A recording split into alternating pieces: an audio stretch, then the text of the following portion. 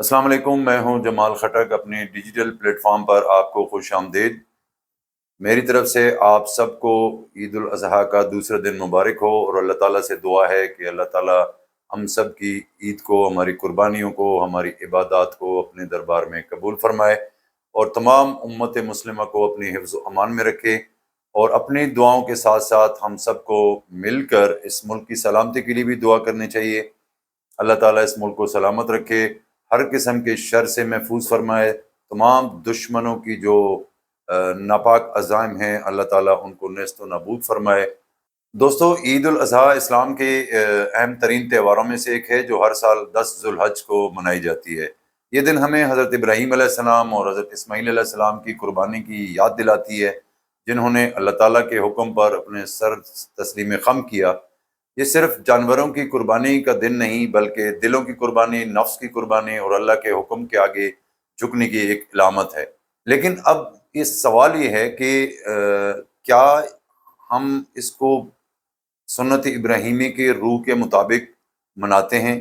کیا ہم یہ جو قربانیاں دے رہے ہیں مہنگے داموں، ہم جانور خریدتے ہیں، بڑے شوق سے خریدتے ہیں، پھر ہم اس کی قربانیاں دیتے ہیں، گوشت کھاتے ہیں اور تقسیم کرتے ہیں، یہ ساری پوری جو ایکٹیویٹی ہم کر رہے ہیں، ہم تھوڑا سا انالائز کریں اگر کہ کیا یہ سنت ابراہیمی کی اصل روح کے مطابق ہے یا یہ ایک ٹریڈیشنل ایونٹ رہ گیا ہے؟ میرے خیال کے اندر اگر ہم ان دو چیزوں کو انالائز کریں تو یہ جسٹ ایک آج کل ایک ٹریڈیشنل ایونٹ رہ گیا ہے، کہ بس ایک قربانی کو ہم نے فوکس کیا ہوا ہے کہ ہم جانور خریدیں گے، اس کو ذبح کریں گے، اس کی قربانی دیں گے، اس کی ساتھ فوٹو سیشنز کریں گے، اور سوشل میڈیا کے اوپر ہم یہ شو کریں گے کہ ہم نے سب سے مہنگے جانور خریدا، ہم نے بہت بڑی قربانیاں کی۔ نمبر 1، اللہ تعالیٰ نے قرآن مجید میں فرمایا ہے، سورۃ الحج کی آیت نمبر 37 میں، اللہ کو نہ تو ان قربانیوں کے جانوروں کا گوشت پہنچتا ہے اور نہ خون، بلکہ اسے تمہارا تقوی پہنچتا ہے۔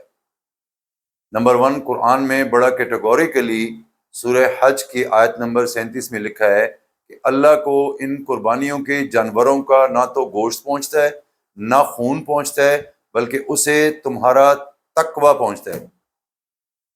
دوسری چیز کیا ہے؟ نبی کریم صلی اللہ علیہ وسلم نے میدان عرفات میں ایک آخری خطبہ دیا تھا، جسے خطبہ حجت الوداع کہتے ہیں۔ میدان عرفات میں حضرت محمد صلی اللہ علیہ وآلہ وسلم نے جو خطبہ حج دیا تھا، آئیے اس خطبے کے اہم نکات کو اگر ہم دہرائیں، کیونکہ ہمارے نبی کریم صلی اللہ علیہ وسلم نے کہا تھا کہ میری ان باتوں کو دوسروں تک پہنچائیں۔ نبی کریم صلی اللہ علیہ وسلم نے خطبہ حجت الوداع میں کیا فرمایا تھا؟ نمبر 1، اے لوگو سنو، مجھے نہیں لگتا کہ اگلے سال میں تمہارے درمیان موجود ہوں گا۔ میری باتوں کو بہت غور سے سنو اور ان لوگوں تک ان کو پہنچاؤ جو یہاں نہیں پہنچ سکے۔ پہلی بات، اے لوگو، جس طرح یہ آج کا دن، یہ مہینہ اور یہ جگہ عزت اور حرمت والے ہیں، بالکل اسی طرح دوسرے مسلمانوں کی زندگی، ان کی عزت، مال، حرمت والے ہیں، تم اس کو چھیڑ نہیں سکتے۔ ویری امپورٹنٹ پہلی چیز۔ نمبر 2، لوگوں کے مال اور امانتیں ان کو واپس کر دو، کسی کو تنگ نہ کرو، کسی کا نقصان نہ کرو، تاکہ تم بھی محفوظ رہو۔ یاد رکھو تم نے اللہ سے ملنا ہے، اور اللہ تم سے تمہارے اعمال کی بابت سوال کرے گا۔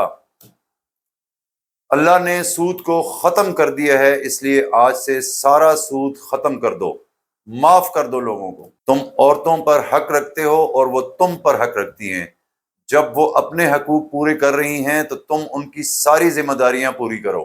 عورتوں کے بارے میں نرمی کا رویہ قائم رکھو، کیونکہ وہ تمہاری شراکت دار اور بے لوث خدمتگار ہیں، کبھی زنا کے قریب بھی مت جانا۔ اے لوگو میری بات غور سے سنو، صرف اللہ کی عبادت کرو، 5 فرض نمازیں پوری رکھو، رمضان کے روزے رکھو، زکوٰۃ ادا کرتے رہو، اگر استطاعت ہو تو حج کرو۔ زبان کی بنیاد پر، رنگ نسل کی بنیاد پر تعصب میں مت پڑ جانا، کالے کو گورے پر اور گورے کو کالے پر، عربی کو اجمی پر اور اجمی کو عربی پر کوئی فوقیت حاصل نہیں ہے۔ ہر مسلمان دوسرے مسلمان کا بھائی ہے، تم سب اللہ کی نظر میں برابر ہو، برتری صرف تقوی کی وجہ سے ہے۔ آگے کیا فرماتے ہیں؟ یاد رکھو تم ایک دن اللہ کے سامنے اپنی اعمال کی جواب دہی کے لیے حاضر ہوگے، خبردار رہو میرے بعد گمراہ نہ ہو جانا۔ یاد رکھنا میرے بعد کوئی نبی نہیں آنے والا، نہ کوئی نیا دین لایا جائے گا، میری باتیں اچھی طرح سے سمجھ لو۔ دوستو آگے کیا فرماتے ہیں؟ میں تمہارے لیے دو چیزیں چھوڑ کر جا رہا ہوں، قرآن اور میری سنت، اگر تم نے ان کی پیروی کی تو کبھی گمراہ نہیں ہوگے۔ سنو تم لوگ جو موجود ہو، اس بات کو اگلے لوگوں تک پہنچانا اور وہ پھر اگلے لوگوں کو پہنچائیں، اور یہ ممکن ہے کہ بعد میں آنے والے میری بات کو پہلے والوں سے زیادہ بہتر سمجھ سکیں اور اس پر اچھی طرح عمل کر سکیں۔ پھر نبی کریم صلی اللہ علیہ وآلہ وسلم نے آسمان کی طرف چہرہ مبارک اٹھایا اور فرمایا، اے اللہ گواہ رہنا میں نے تمہارا پیغام تیرے لوگوں تک پہنچا دی ہے۔ اللہ تعالیٰ ہمیں ان لوگوں میں شامل کر دے جو اس پیغام کو سنیں، پڑھیں اور اس پر عمل کرنے والے بنیں اور اس کو آگے دنیا میں پھیلائیں۔ اللہ تعالیٰ ہم سب کو اس دنیا میں نبی کریم صلی اللہ علیہ وسلم کی محبت اور سنت عطا فرمائے۔ دوستو اب آپ کے سامنے ایک قرآن کی آیات رکھی، بڑا کیٹیگوریکلی اللہ تعالیٰ نے قرآن میں فرمایا ہے کہ مجھے آپ کی جانوروں کا گوشت نہیں چاہیے، مجھے آپ کے جانوروں کا خون نہیں چاہیے، مجھے تقوی چاہیے۔ اب اگر ہم تھوڑا سا ان جسٹس سسٹم جو ہمارے اندر ہے اس میں ذرا انالائز کریں کہ کیا ہم میں تقوی ہے؟ کیا ہم جو یہ جانور ذبح کرتے ہیں اور یہ پورا ایک ایونٹ کرتے ہیں، شومنٹ کرتے ہیں، کیا اس میں تقوی کا کہیں تھوڑا بہت اثر ہے؟ میں ایک آل اوور بات کر رہا ہوں، میں کسی انڈیویجول کی بات نہیں کر رہا۔ سیکنڈلی جو نبی کریم صلی اللہ علیہ وآلہ وسلم نے آخری خطبہ فرمایا تھا، یہ قربانی سے پہلے تھا میدان عرفات میں۔ اس خطبے کے اندر اگر آپ ایک ایک پوائنٹ کو پڑھیں، اس کا جو پہلا پوائنٹ ہے، پھر دوسرا ہے، اس میں کس چیز پر زور دیا گیا ہے؟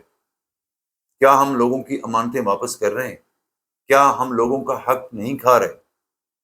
دیکھیں اس وقت معاشرے میں سب سے زیادہ جو جرائمز ہیں جو ہمارے، جن کو ہم اگنور کرتے ہیں، وہ دوسروں کے حقوق ہیں۔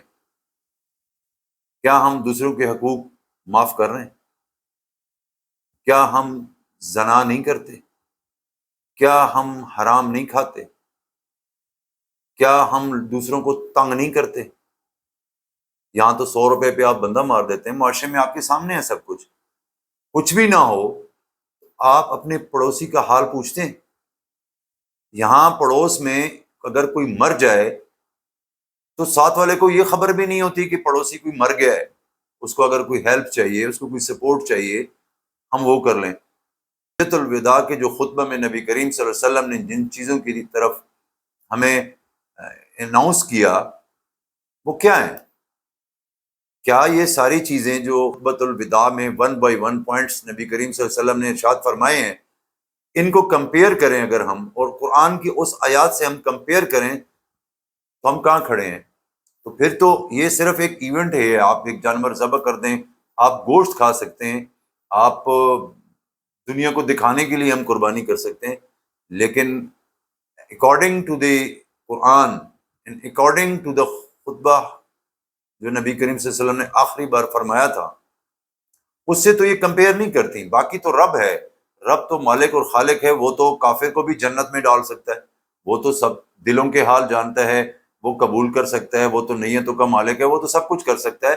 لیکن اللہ تعالیٰ نے بھی اس دنیا میں جو نظام بنایا اس کے لیے کچھ SOPs دی ہیں، کچھ کرائٹیریا رکھا ہوا ہے کہ اگر میں مسجد میں جاتا ہوں نماز پڑھنے کے لیے اور میں بغیر وضو کے جاؤں گا تو کیا میری نماز قبول ہوگی؟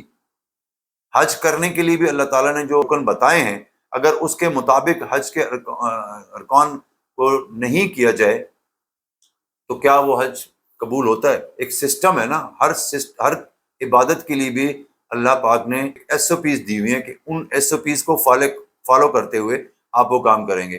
اب آپ دیکھیں کہ ہم 5 لاکھ 10 لاکھ 50 لاکھ بہت مہنگے سے مہنگے جانور خریدتے ہیں،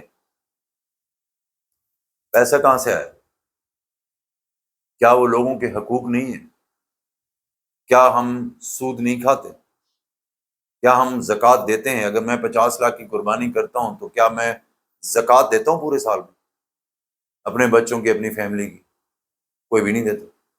لیکن ہم نے یہ شو ضرور کرنا ہے کہ جی فلانے بندے نے قربانی کرنی، ورنہ لوگ کیا کہیں گے۔ یار جو ایس او پی کرائٹیریا دیا گیا ہے اس کو کم از کم 100% نہیں تو 60-40 کے ریشو پہ تو ہونا چاہیے نا۔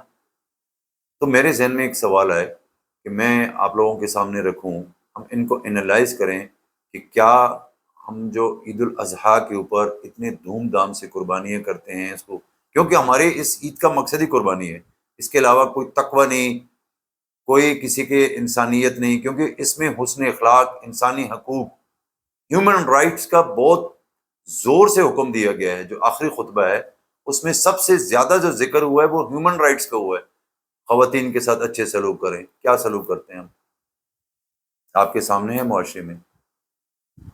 لوگوں کے حقوق نہ کھائیں، لوگوں کو تنگ نہ کریں، لوگوں کی امانتیں واپس کریں۔ اس سارے ایونٹس میں جو احکامات ہیں، جو زور دیا گیا ہے، وہ سب سے پہلے ہیومن رائٹس کے اوپر ہے، پھر تقوی کے اوپر ہے۔ کیا یہ دونوں چیزیں اگر تو میچ کر رہی ہیں تو پھر تو آئی تھنک ہم سنت ابراہیمی کو فالو کر رہے ہیں۔ ادروائز ایک بہترین ایونٹ ہو سکتا ہے، ایک ٹریڈیشنل ایونٹ تو ہو سکتا ہے، باقی رب العالمین ہے، وہ دلوں کے مالک ہے، وہ نیتوں کے مالک ہیں، وہ تو کن فیکون پہ سب کچھ کر سکتے ہیں، وہ بااختیار ہیں۔